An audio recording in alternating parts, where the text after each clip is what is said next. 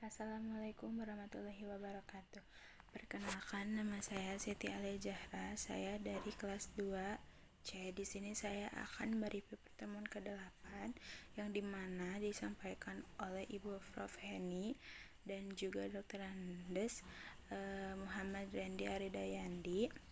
Di sini saya akan menjelaskan kembali tentang teori-teori ajaran sebab, akibat, atau kausalitas, yaitu A, di mana teori conditio sine qua non atau teori ekivalensi atau teori syarat mutlak, Bedingungsteori, terdiri berasal dari von Bury atau Jerman.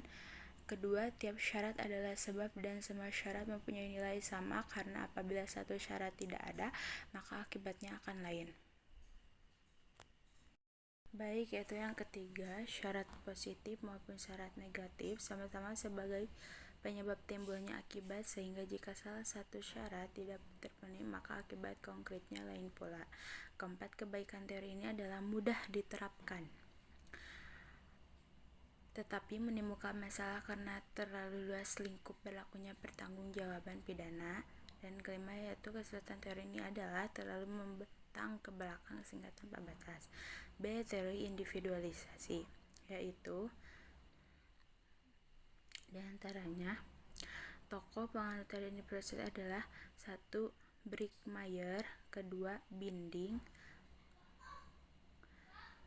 dan untuk itu diperlukan ukuran yang didasarkan pada A, penentuan subjektif, B, penentuan objektif.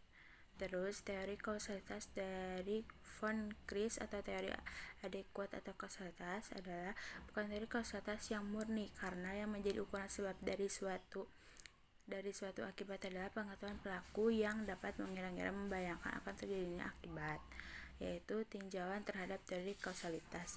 Yaitu dari teori tentang kausalitas yang dianggap paling mendekati kebenaran adalah teori adekuat atau kausalitas, tetapi menggunakan teori ini perlu mendapatkan penambahan, yaitu adanya unsur kesalahan dari pelaku dalam melakukan perbuatan atau kegiatan.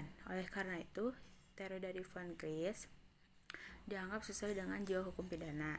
Atas dasar itu, hukum pidana harus membuat pagar atau aturan terhadap tindakan atau perbuatan yang mendatangkan kerugian. Kelemahan teori ini adalah terlalu banyak menggunakan istilah yang tidak terang atau kurang jelas seperti kata-kata kadar, biasanya pengalaman manusia pada umumnya, dan lain-lain. Teori kausalitas dalam hal tidak berbuat, yaitu muncul dalam delik omisi dan delik commissionis for omisia commissa, yaitu delik yang dilakukan dengan cara tidak berbuat. Terus terhadap hal ini ada beberapa pendapat, yaitu 1. Tidak mungkin orang yang tidak berbuat akan menimbulkan akibat. Pendapat ini tidak dapat dipergunakan dalam IPS sesuai ilmu pidana. Terus yang kedua, ukuran dari sebab adalah perbuatan yang paling positif yang dilakukan oleh pelaku.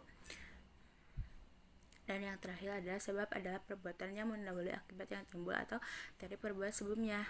Contohnya, penjaga wesel rel kereta api yang menyebabkan kecelakaan kereta api karena tidak memindahkan wesel ketika kereta lewat.